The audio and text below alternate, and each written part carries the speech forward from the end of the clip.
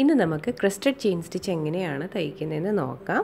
4 സ്ട്രാൻഡ്സിലാണ് ഞാൻ embroidery thread എടുത്തിട്ടുള്ളത്. അപ്പോൾ ആദ്യം നമുക്ക് ഇതുപോലെ പാരലൽ ലൈൻസ് വരച്ചു കൊടുക്കാം. എന്നിട്ട് നമുക്ക് നീഡിൽ ആദ്യം ഇതുപോലെ എടുക്കാം. എന്നിട്ട് നമുക്കൊരു ചെയിൻ സ്റ്റിച്ച് ഇവിടെ തയ്ച്ചു കൊടുക്കാം.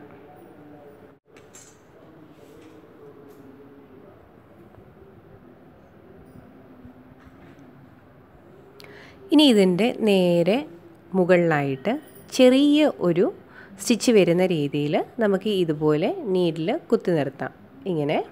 എന്നിട്ട് നമുക്ക് ഈ ത്രെഡ് ഇതുപോലെ നീഡിലിൻ്റെ മുകളിലൂടെ ചുറ്റി കൊടുക്കാം ഇങ്ങനെ. എന്നിട്ട് ഇതിങ്ങനെ മെല്ലെ വലിച്ചു കൊടുക്കാം. ഇനി നമുക്ക് നീഡിൽ ഈ ത്രെഡിൻ്റെ അടിയിലൂടെ ഇതുപോലെ ഇട്ട് കൊടുക്കാം. ഇങ്ങനെ വരും. അടുത്ത സ്റ്റിച്ച് ചെയ്യാൻ വേണ്ടിയിട്ട് നമ്മുടെ പ്രീവിയസ് ചെയിൻ സ്റ്റിച്ചിൻ്റെ ഉള്ളിലൂടെ വേണം നമുക്ക് നീഡിൽ ഇതുപോലെ ഇട്ട് കൊടുക്കാൻ. എന്നിട്ട് ഈ ത്രെഡ് നീഡിലിൻ്റെ അടിയിലൂടെ ഇതുപോലെ ചുറ്റി കൊടുക്കാം. എന്നിട്ട് ഇതുപോലെ മെല്ലെ വലിച്ചു കൊടുക്കാം ഇങ്ങനെ. ഇനി നമുക്ക് ഈ സ്റ്റിച്ചിൻ്റെ നേരെ വരുന്ന രീതിയിൽ ചെറിയൊരു സ്റ്റിച്ച് ഇതുപോലെ വരുന്ന രീതിയിൽ നമുക്കിതുപോലെ നീഡിൽ കുത്തി കൊടുക്കാം. എന്നിട്ട് ഈ ത്രെഡ് നമുക്കിതുപോലെ ചുറ്റി കൊടുക്കാം ഇങ്ങനെ. എന്നിട്ട് മെല്ലെ ഇതുപോലെ വലിച്ചു കൊടുക്കാം.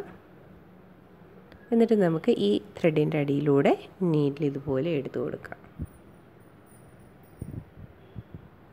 ഇനി നമ്മൾ അടുത്ത് സ്റ്റിച്ച് ചെയ്യാൻ വേണ്ടിയിട്ട് പ്രീവിയസ് സ്റ്റിച്ചിൻ്റെ ഉള്ളിലൂടെ വേണം നമുക്ക് നീഡിൽ ഇതുപോലെ ഇട്ട് കൊടുക്കാൻ.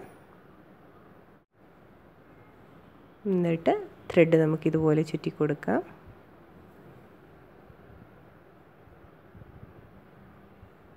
ഇനി ഇതിൻ്റെ മുകളിലായിട്ട് ഇങ്ങനെ.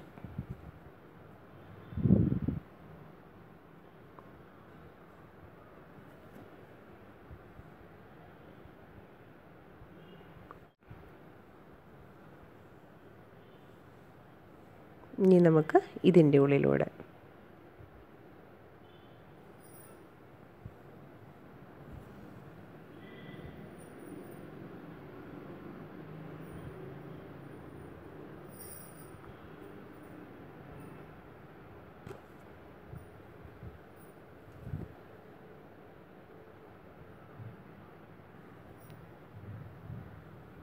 അപ്പോൾ ഇങ്ങനെയാണ് ക്രസ്റ്റഡ് ചെയിൻ സ്റ്റിച്ച് നമ്മൾ തയ്ക്കുന്നത്.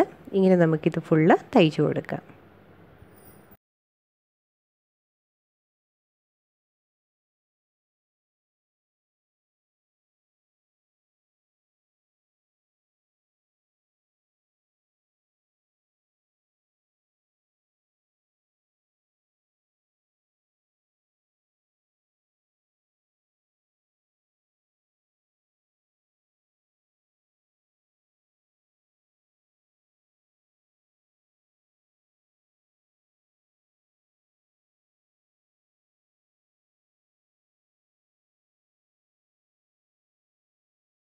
ഇത് എൻഡ് ചെയ്യാൻ വേണ്ടിയിട്ട് നമുക്ക് ഇതുപോലെ ഇവിടെ ഇറക്കി കൊടുക്കാം. നമ്മുടെ സ്റ്റിച്ച് കംപ്ലീറ്റ് ആകുമ്പോൾ ഇങ്ങനെയാണ് വരുന്നത്. വളരെ സിമ്പിളായിട്ട് നമുക്ക് തയ്ക്കാൻ പറ്റുന്ന ഒരു സ്റ്റിച്ചാണ്. പിന്നെ ഈ ഒരു സ്റ്റിച്ച് നമുക്ക് ബോർഡർ ലൈനായിട്ട് യൂസ് ചെയ്യാം. അപ്പോൾ ഇന്ന് കാണിച്ച ഈ ഒരു സ്റ്റിച്ച് എല്ലാവർക്കും മനസ്സിലായെന്ന് കരുതുന്നു. എന്തെങ്കിലും ഡൗട്ട് ഉണ്ടെങ്കിൽ നിങ്ങൾ കമൻറ്റ് ബോക്സിൽ ചോദിച്ചാൽ മതി. ഇനി വീഡിയോ പറ്റിയുള്ള അഭിപ്രായം എന്തായാലും നിങ്ങൾ എഴുതാൻ മറക്കല്ല. അപ്പോൾ നമുക്ക് അടുത്ത വീഡിയോയിൽ കാണാം.